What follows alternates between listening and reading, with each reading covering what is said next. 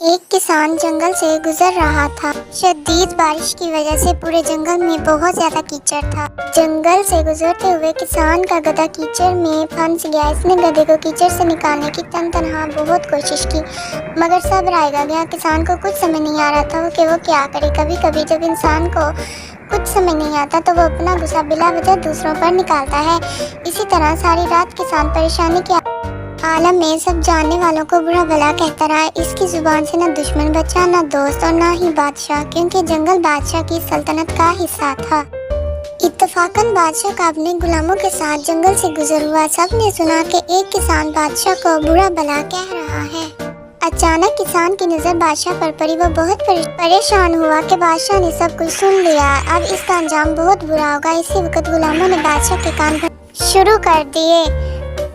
ایک بولا، اے بادشاہ، اس شخص کی گردن تلوار سے اڑا دی جائے کیونکہ اس نے آپ کی شان میں گستاخی کی ہے۔ دوسرا بولا، اے بادشاہ، اس کو قید خانے میں ڈال دیا جائے کیونکہ اس نے نہ صرف آپ کو برا بھلا کہا بلکہ آپ کے خاندان کی بھی برائی کی ہے۔